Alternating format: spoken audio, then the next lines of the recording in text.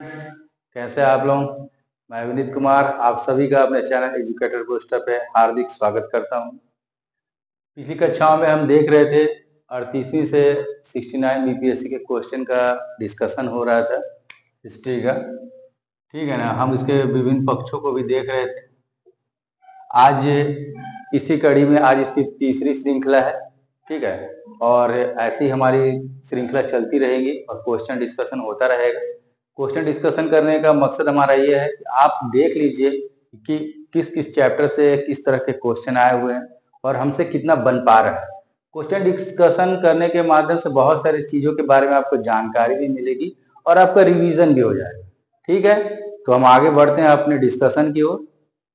तो देखिए पहला क्वेश्चन क्या लिखा हुआ है, भारतीय कला में स्तूप, चैत्य और विहार का निर्माण निम्नलिखित में से किससे संबंधित है। क्वेश्चन आपसे पूछ रहा है कि चैत्य, विहार और स्तूप के बारे में ये किससे संबंधित है। देखिएगा किससे संबंधित है उस चीज को आप देख लीजिए। देखिए स्तूप के बारे में पूछ रहा है, चैत्य के बारे में और विहार के बारे में, ठीक है।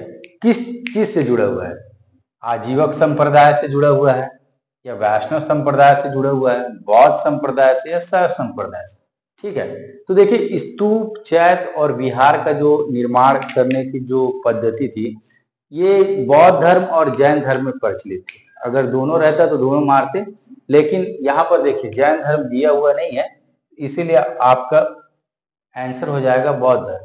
तो बौद्ध धर्म में ही स्तूप, चैत्य, विहार बनाने की परंपरा शुरू हुई, ठीक है। इस चीज को आप ध्यान में रखिएगा। और देखिए चैत्य क्या होता है ये भी देख लीजिए। चैत्य के बारे में, चैत्य जो थे वो बौद्ध धर्म के पूजा स्थल थे। वहां के भिक्षुक जो थे पूजा किया करते थे इन चैत्यों में, तो पूजा स्थल थे चैत्य, ठीक। और विहार क्या थे, ये भिक्षुओं के रहने के निवास स्थान। आप इसको यहां लिख लीजिए, भिक्षुओं के रहने के निवास स्थान, रहने के निवास स्थान थे, निवास स्थान, ठीक। तो ध्यान रहे। और स्तूप, स्तूप के बारे में भी देख लीजिए। अवशेषों पे निर्मित होते थे, अवशेषों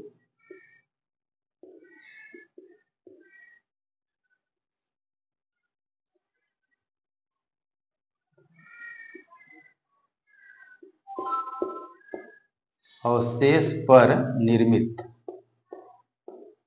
इस चीज को आप समझ लीजिए। अवशेष पर निर्मित क्या था कि जी बुद्ध की जब मृत्यु हुई तो उनके अवशेषों को 8 भागों में बांट दिया गया और जगह जगह पे स्तूपों का निर्माण किया गया।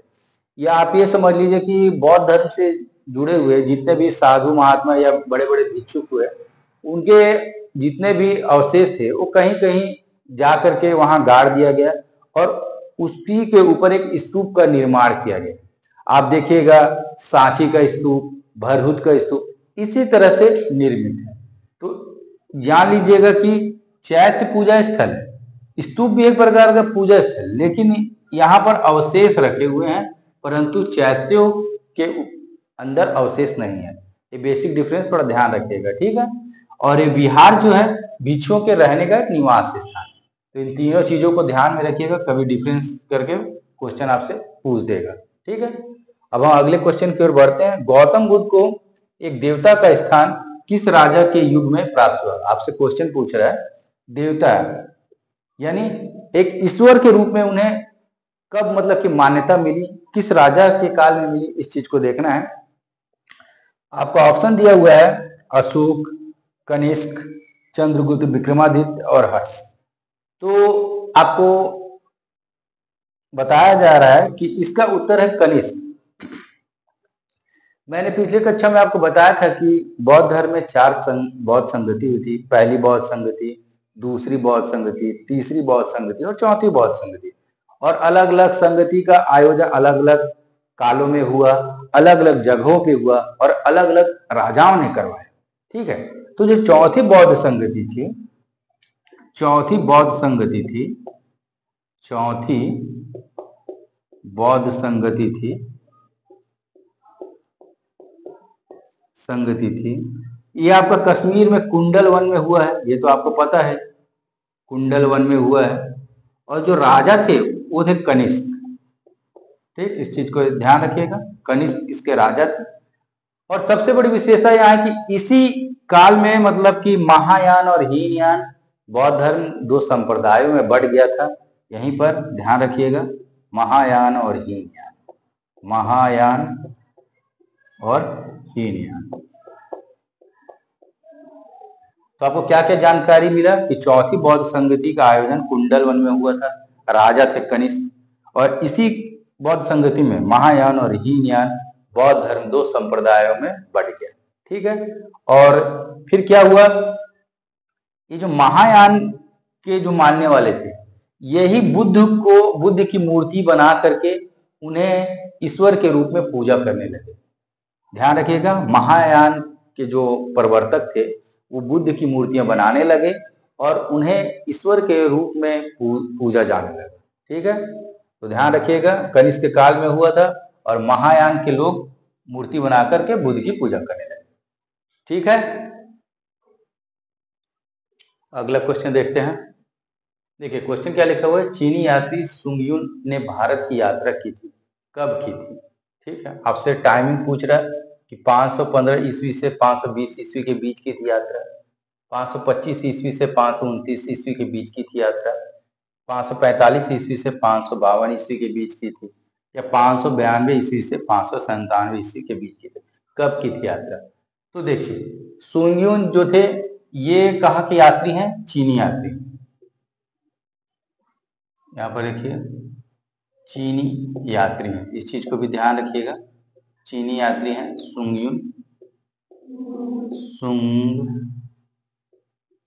सुंगयुन कहाँ के यात्री हैं? चीनी यात्री हैं। ठीक है, तो इन्होंने जब यात्रा की थी भारत की तो 518 ईस्वी में यात्रा की थी। ठीक है, तो देखिए हमारा ऑप्शन कहाँ जाए, 515 ईस्वी से 520 या 525 से, तो देखिए 515 से 520 के बीच में ही 518 ईस्वी आएगा, इसीलिए हमारा उत्तर क्या होगा? ऑप्शन नंबर ए, हम ए पे जाएंगे। जब यहाँ ये यात्रा किए थे 518 ईस्वी में, यहाँ रह करके 3 साल यहाँ रहे, कुछ अध्ययन किए, यहाँ के धार्मिक किताबों को भी उन्होंने पढ़ा।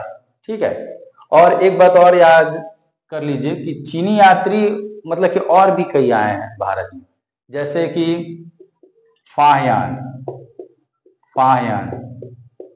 ठीक है, याद रखिएगा नाम। दूसरा ह्वेनसान, ठीक है, इत्सिंग, ठीक है, ये सब चीनी यात्री हैं। ये भी अलग अलग कालखंडों में, अलग अलग टाइम में, अलग अलग राजाओं के काल में इन्होंने अपनी यात्राएं की थी, फाहयान, ह्वेनसान, इत्सिंग, और इन्होंने भी यहाँ का अध्ययन किया, कुछ किताबें भी लिखी इन्होंने, यहाँ एक हॉलिस्टिक रूप से स्टडी किया, और उस स्टडी के आधार पे और अपने विचार के आधार पे इन्होंने कुछ बुक्स भी लिखे हैं। ठीक है, जो अब यहाँ उपलब्ध तो नहीं है, चाइना में उपलब्ध होंगे। ठीक है ना, तो इन सब चीजों का लेकिन लोगों का नाम याद रखिएगा कि फाहयान, ह्वेनसान, इत्सिंग ये भी चीनी यात्री थे। ठीक है, बढ़ते हम अपने नेक्स्ट क्वेश्चन की ओर, देखते हैं क्या लिखा हुआ है। लिखा गया है कि बोध गया में बोधि वृक्ष अपने वंश की इस पीढ़ी का है, कौन सी पीढ़ी है? तृतीय, चतुर्थ, पंचम, षष्ठम। ठीक, तो देखिए ये बोल रहा है कि एक जमाना बीत गया, हजारों साल पहले की बात हो रही है, भगवान बुद्ध को ज्ञान प्राप्त हुआ होगा, तो उस समय का पीपल का वृक्ष अभी तक तो होगा नहीं, तो कई बार वृक्ष क्या होगा, समाप्त हो गए होंगे, फिर से नया वृक्ष किसी ने लगाया होगा जो अब तक चला आ रहा है। तो कहने का मतलब है कि देखिए भगवान बुद्ध को जब ज्ञान की प्राप्ति हुई पीपल के वृक्ष के नीचे, तो ऑलरेडी एक वृक्ष वहां पर था पहले से। फिर क्या हुआ, ऐसा इतिहासकार बताते हैं कि फिर उसके बाद जब वो वृक्ष नष्ट हो गया तो 2 बार तो अशोक ने लगवाया उस वृक्ष को, फिर एक बार पुष्यमित्र शुंग ने लगवाया। ठीक है, इसी तरह मतलब कि और भी कई राजाएं लगाते रहे उसको क्रमबद्ध रूप से। फिर कहा जाता है कि लास्ट में जाकर के अभी जो वर्तमान में आपको जो दिखाई पड़ रहा है पीपल का वृक्ष, वो कनिंघम के द्वारा लगाया गया है। और इतिहासकार बोलते हैं कि ये छठी पीढ़ी का पीपल का वृक्ष है। कौन सा वृक्ष है? छठी छठी पीढ़ी का वृक्ष है यह पीपल का वृक्ष, जिसे कनिंघम ने लगाया, कनिंघम ने लगाया था। ठीक है, ये आप ध्यान रखिए। लेकिन क्या हुआ, इसका आंसर कनिंघम होगा, छठी पीढ़ी का वृक्ष भी दिया हुआ है। ऑप्शन भी है आपके पास अष्टम पीढ़ी। ठीक है, ये ऑप्शन दिया हुआ है आपका। लेकिन क्या हुआ कि जब क्वेश्चन आया था तो उस साल देखिएगा कि बिहार का एक पर्यटन विभाग का वेबसाइट है, सरकारी वेबसाइट है, उसमें यहाँ पर दिखाया गया है कि ये षष्टम वृक्ष न होकर के पांचवी पीढ़ी का वृक्ष है। बिहार सरकार के पर्यटन विभाग के वेबसाइट पे इसे पांचवी पीढ़ी का वृक्ष बताया जा रहा है, जबकि इतिहासकार इसको छठी पीढ़ी का वृक्ष बता रहे हैं और कनिंघम के द्वारा लगाया गया। इस तरह से क्या हुआ, ये प्रश्न विवाद में चला गया। ठीक है, ये प्रश्न कहाँ चला गया? विवाद में। और इसको लास्ट में जाकर के आयोग अपना क्वेश्चन निकाल लेती है। तो बीपीएससी में ऐसा कई बार हुआ है और हर बार होता है, विवादित क्वेश्चन आते रहते हैं। देखिएगा जब पूरा फाइनल आंसर आ जाएगा, फाइनल किया जाएगा, तो 4-5 क्वेश्चन का वे आंसर बदलते हैं, या फिर कुछ विवादित क्वेश्चन आ गए तो उस क्वेश्चन को बाहर करते हैं। यानी 4 से 5 क्वेश्चन तो रहता ही। ये सब मैं आपको डिस्कशन के दौरान इसलिए बता दे रहा हूँ कि जो बच्चे नए होंगे, पहली बार एग्जाम दे रहे हैं, वो इस चीज से अवगत नहीं है। लेकिन जो पुराने बच्चे 1 या 2 बार या 3 बार एग्जाम दे चुके हैं, वो भली भांति इस चीज से परिचित होंगे कि वहाँ विवादित क्वेश्चन भी आते हैं, और या तो उसके आंसर बदल दिए जाते हैं बाद में, या फिर क्वेश्चन ही हटा लिया जाता है। ठीक है, तो उस साल ये विवाद में आ गया क्वेश्चन और आयोग ने उस क्वेश्चन को हटा दिया। ठीक है, अगला क्वेश्चन देखते हैं। वे शिक्षक जिनसे बुद्ध के महाविनिष्क्रमण के बाद सबसे पहले ज्ञान प्राप्ति का प्रयास, देखिए टर्म यूज कर दिया है महाविनिष्क्रमण। पिछले कक्षा में हमने बताया था कि बुद्ध की कुछ परिघटनाओं को, कि जब वे ज्ञान प्राप्ति के लिए घर का त्याग किए थे, तो उस घटना को महाविनिष्क्रमण कहते हैं। ठीक, और जब उनकी मृत्यु हुई थी, उस घटना को महापरिनिर्वाण कहते हैं। और एक घटना के बारे में और किया गया था कि जब उन्हें ज्ञान की प्राप्ति हुई और वे जा करके सारनाथ में जब पहला उपदेश दिए थे, उसको महाधर्म चक्र परिवर्तन कहते हैं। ठीक है, ये सब चीजें आपको बताया जा चुका है। तो देखिए, जब वे घर त्यागे थे तो सबसे पहले कहाँ मिले और किन से मिले? तो देखिए, वो सबसे पहले मिले अलार कलाम और रुद्रक रामपुत्र से। ये आपको बताया था हमने, फिर से बता दे रहे हैं।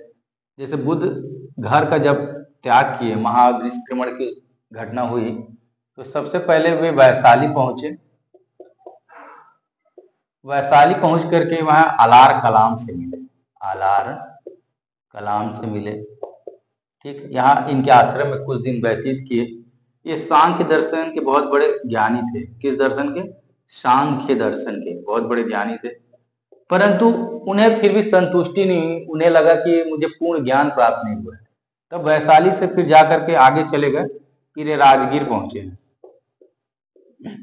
राजगीर पहुंचे, राजगीर में इनकी मुलाकात जो हुई थी रुद्रक रामपुत्र से हुई। ठीक है, रामपुत्र से हुई। यहां भी इन्होंने कुछ, मतलब कि उनका डिस्कशन चला, विचार विमर्श हुए, परंतु यहाँ भी उनको मतलब कि संतुष्टि का भाव पैदा नहीं हुआ। और फिर ये आगे जा करके फिर बौद्ध गया में जा करके खुद से अंतर्ध्यान होकर के, लीन होकर के ध्यान मग्न हो गए पीपल के वृक्ष के नीचे और अपना तपस्या करने लगे। और इसी क्रम में फिर उन्हें ज्ञान की प्राप्ति हुई थी। ठीक है, पीपल के वृक्ष के नीचे, फल्गु नदी का जो तट है उसी के किनारे। तो इसी के बारे में क्वेश्चन आपसे पूछ दिया था पहले, मतलब कि किससे मिले? अलार कलाम से। फिर दूसरे किससे मिले? रुद्रक रामपुत्र से। तो इस चीज को ध्यान में रखिएगा। कभी देखिएगा क्वेश्चन ये भी आ सकता है कि अलार कलाम जो थे किस दर्शन के विद्वान थे? तो सांख्य दर्शन के विद्वान थे। इस चीज को थोड़ा सा ध्यान रखिएगा, क्योंकि डिस्कशन के दौरान बहुत सी चीजें आएंगी। ठीक है, तो इसका आंसर क्या हो गया? अलार कलाम एवं रुद्रक रामपुत्र। ठीक है, बढ़ते हैं अपने नेक्स्ट क्वेश्चन की ओर। निम्न में से कौन महायान बौद्ध धर्म और हीनयान बौद्ध धर्म के बीच मूलभूत अंतर पूछ रहा है? देखिए, का प्रतिनिधित्व करता है। क्या अंतर है दोनों के बीच में? किसके किसके बीच में? महायान धर्म फॉलोअर्स और हीनयान जो फॉलोअर्स थे उनके बीच में। बोलता है कि अहिंसा पे जोर, तो महायान और हीनयान दोनों अहिंसा पे जोर देते हैं। जाति विहीन समाज, तो दोनों जाति विहीन समाज की बातें करते हैं। फिर स्तूप की पूजा, तो महायान और हीनयान दोनों ही स्तूप की पूजा करते हैं। ऑप्शन सी देखते हैं।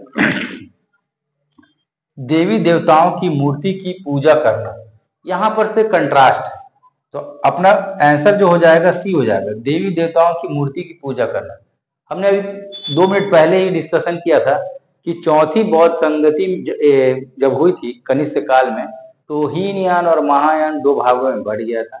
जो हीनयान थे वो मूर्ति पूजा के विरोधी थे, मूर्ति पूजा में विश्वास नहीं करते थे। लेकिन इसके विपरीत जो महायान के फॉलोअर्स थे, ये मूर्ति पूजा में विश्वास करते थे, बुद्ध की मूर्तियां बनाते थे और फिर पूजा करने लगे। ठीक है, तो देखिए क्या बोल रहा है, मूलभूत अंतर का प्रतिनिधित्व करता है, तो देवी देवताओं की मूर्ति की पूजा करना। ठीक है, इसी में मतलब कि दोनों के विचार अलग अलग हो गए थे।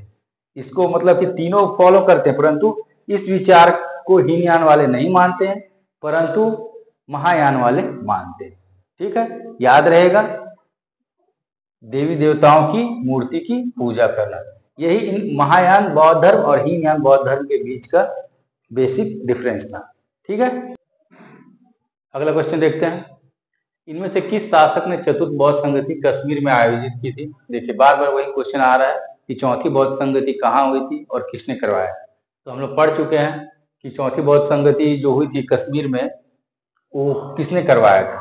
तो आपको पता है किसने करवाया था? कनिष्क ने चौथी बौद्ध संगति का आयोजन करवाया था। कहाँ करवाया था? कश्मीर में, कुंडलवन एक जगह है वहां पर। ठीक है ना। और एक और इंफॉर्मेशन देख लीजिए कि ये जो अशोक, अजातशत्रु और कालाशोक जो है किन किन वंशों से जुड़े हुए, इस चीज को यहाँ मैं लिख देता हूँ। अशोक जो था मौर्य वंश से जुड़े हुए राजा थे, मौर्य वंश। कभी कभी ये सब चीजें आ जाती हैं, ध्यान रखने वाली चीज है। अजातशत्रु, अजातशत्रु, ठीक है, ये हर्यक वंश से है। ये सब मगध क्षेत्र में, मतलब मगध के राजा हैं, लेकिन वंश इनका सब अलग अलग है। हर्यक वंश के, ठीक है। कालाशोक, कालाशोक, ठीक, कालाशोक क्या है? शिशुनाग वंश है इनका, शिशुनाग वंश। ठीक, अलग अलग टाइम पीरियड में इन लोगों ने मगध में शासन किया था, इसलिए मैं आपकी जानकारी के अनुसार इनके किस वंश से ताल्लुकात रखते हैं उसको मैंने यहाँ लिखवा दिया। ठीक है, अगला क्वेश्चन की ओर बढ़ते हैं। महावीर स्वामी का जन्म कहाँ हुआ था? तो महावीर स्वामी का जन्म कुंडग्राम में हुआ था, जो कि वैशाली में है। सबसे बड़ी बात है कि देखिए महावीर स्वामी से क्वेश्चन आने लगा। महावीर स्वामी के पिता का नाम महावीर स्वामी के पिता का नाम सिद्धार्थ है, माता का नाम त्रिशला है, और ये त्रिशला जो है लिच्छवी नरेश चेटक की बहन है। ठीक है, और कुंडग्राम में इनका जन्म हुआ। और देखिए, और जो इनके पिता सिद्धार्थ थे वो ज्ञात्रक कुल से जुड़े हुए हैं। इस चीज का भी ध्यान रखिएगा, आपसे क्वेश्चन पूछ सकता है कि इस कुल से, मतलब कि इस कुल से इनका जुड़ा हुआ है, इससे संबंधित है ये ज्ञात्रक कुल से। ठीक है, बढ़ते हैं अपने नेक्स्ट क्वेश्चन की ओर। अगला क्वेश्चन देखते हैं। देखिए अगला क्वेश्चन क्या लिखा हुआ है, महावीर जैन की मृत्यु निम्नलिखित में से किस नगर में हुई? जैसे कि बुद्ध की मृत्यु हुई, महापरिनिर्वाण प्राप्त हुआ, उसी तरह से इनको भी महापरिनिर्वाण की प्राप्ति हुई। महावीर जैन को पूछ रहे कि किस नगर में इनकी मृत्यु हुई थी? तो राजगीर, सांची, पावापुरी या समस्तीपुर। तो देखिए इसका आंसर है पावापुरी। यहीं पर उनको, मतलब कि वहीं उनकी मृत्यु हुई थी, पावापुरी में। महावीर जैन की मृत्यु पावापुरी में हुई थी, इस चीज को आप याद रख लीजिएगा। और देखिए महावीर का बचपन का नाम क्या था, इस चीज को आप ध्यान रखिए, महावीर के बचपन का नाम वर्धमान था। क्या था? वर्धमान। कभी आपसे परीक्षा में कभी कभी क्या होता है कि छोटा छोटा क्वेश्चन भी आदमी के दिमाग से स्लिप कर जाता है। ठीक है, इस चीज को ध्यान में रखिए कि महावीर के बचपन का नाम वर्धमान था। ज्ञान प्राप्ति के लिए उन्होंने भी घर का त्याग किया और जिस स्थान पे उनकी मृत्यु हुई थी वो जगह का नाम है पावापुरी। ठीक है, यहीं इनकी मृत्यु हुई थी।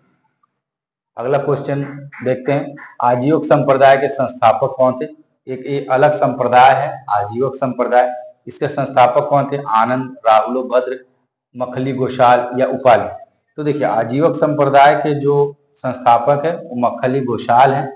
ठीक है, देखिए मखली गोशाल का क्या विचार था या फिर आजीवक संप्रदाय क्या मानता था, या मखली गोशाल का मतलब कि नियति में विश्वास था। जैसे गोशाल क्या बोलते थे, मखली गोशाल नियतिवादी है, नियतिवादी है, नियतिवादी। कहने का मतलब है, नियतिवादी का मतलब जो चीज जब घटना घटित तो होनी होगी उस समय वो घटना घटित तो होगी, पहले से उसके बारे में चिंता फिक्र करने की कोई जरूरत नहीं है, कोई उसको टाल नहीं सकता। यानी जब जो काम होना है, जिस समय होना है वो होकर रहेगा, यही है नियतिवादी मान्यता। तो ठीक, तो आजीवक संप्रदाय के संस्थापक मखली गोशाल थे। अब वो नियतिवादी थे, इनका विचार नियतिवाद से प्रभावित है।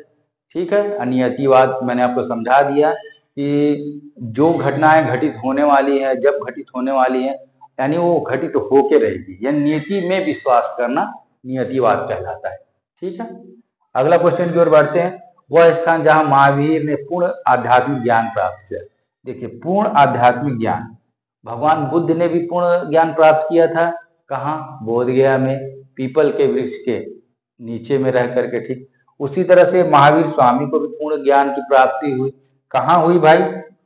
उस जगह का नाम क्या है? तो उस जगह का नाम है जिम्भिक ग्राम, यहीं पर उनको पूर्ण ज्ञान प्राप्त हुआ था। ठीक है, किस वृक्ष के नीचे ज्ञान प्राप्त हुआ था? यहाँ लिख लीजिएगा, साल वृक्ष के नीचे उनको ज्ञान की प्राप्ति हुई थी। यानी जम्भिक ग्राम में हुई थी, साल वृक्ष के नीचे ज्ञान प्राप्त हुई थी, और रिजुपलिका नदी के किनारे ज्ञान प्राप्त हुई थी। रिजुपलिका नदी। ठीक है, 2-3 पॉइंट याद रखिएगा। क्या पॉइंट याद रखिएगा? कि जिम्भिक ग्राम में हुआ था, रिजुपलिका नदी के तट के किनारे हुआ था, और साल वृक्ष के नीचे बैठ करके उन्हें ज्ञान की प्राप्ति हुई थी। और ज्ञान प्राप्ति के बाद ही वे क्या कहलाए? कैवल्य कहलाए। ठीक है, इस चीज को भी ध्यान में रखिएगा। जब उन्हें ज्ञान मिल गया था, प्राप्ति हो गई थी, उसके बाद ही वह कैवल्य के नाम से भी जाने लगे। यानी कैवल्य का मतलब होता है पूर्ण ज्ञान का प्राप्ति हो जाना। तो आध्यात्म जब हो गया, और देखिए यहाँ दिया हुआ भी है ज्ञान, यानी जब उनको ज्ञान की प्राप्ति हो गई तो फिर कैवल्य के नाम से भी जाने जाने लगे थे। ठीक है, आगे बढ़ते हैं, अगला क्वेश्चन देखते हैं। देखिए अगला क्वेश्चन क्या है, निम्न राजाओं में से किसका जैन धर्म के प्रति भारी झुकाव था? पूछ रहा है कौन सा राजा जैन धर्म के प्रति मतलब कि ज्यादा झुकाव रखता था, या फिर जैन धर्म से संबंधित किसने ज्यादा कार्य किए? तो दशरथ, बृहदर्थ, खारवेल और हुविक्स, इन चारों से के बारे में पूछ रहा है। कौन था? तो वो था खारवेल। खारवेल जो थे उड़ीसा के राजा थे, उड़ीसा क्षेत्र के राजा थे खारवेल। ठीक है, और भुवनेश्वर के पास एक उदयगिरी पहाड़ी है, उदयगिरी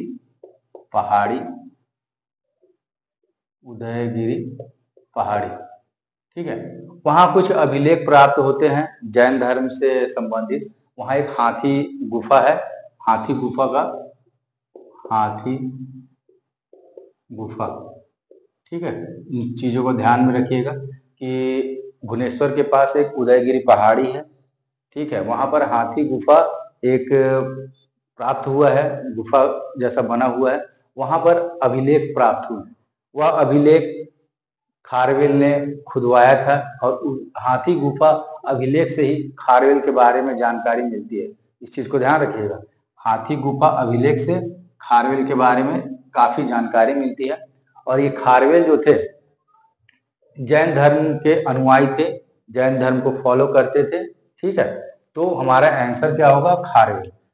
ठीक, और कुछ कुछ चीजों को जान लीजिए कि जैन धर्म को एक आध दो राजा और फॉलो करते थे, जैसे कि आपका उदयनी, चंद्रगुप्त मौर्य और खारवेल। ये जो दो तीन राजा थे, और भी राजा थे, मतलब कि मैं अपने तरफ से दो तीन राजाओं का नाम बता दे रहा हूँ। उदयनी, फिर चंद्रगुप्त मौर्य, खारवेल, ये तीनों जो थे जैन धर्म को फॉलो करते थे। ठीक है, तो इसका आंसर क्या हो जाएगा? जैन धर्म के प्रति भारी झुकाव था, किसका था? खारवेल का था।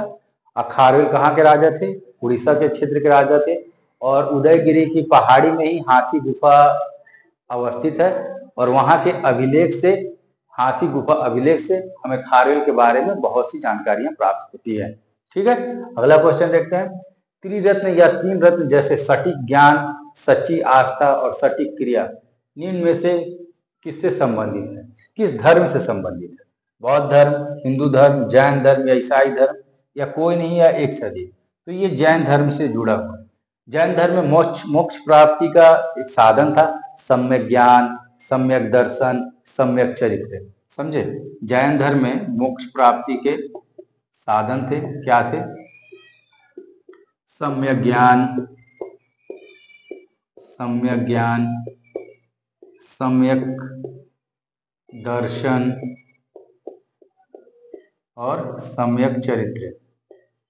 सम्यक चरित्र याद रखिएगा, उसी को यहाँ पर लिख दिया है, सटीक ज्ञान, सच्ची आस्था, सटीक क्रिया। ठीक है, तो किससे जुड़ा हुआ है? ये जैन धर्म से जुड़ा हुआ है, मोक्ष प्राप्ति का एक साधन था। तो इस तरह से हम क्वेश्चन का डिस्कशन कर रहे हैं, बहुत सी चीजों को हम बताते भी जा रहे हैं।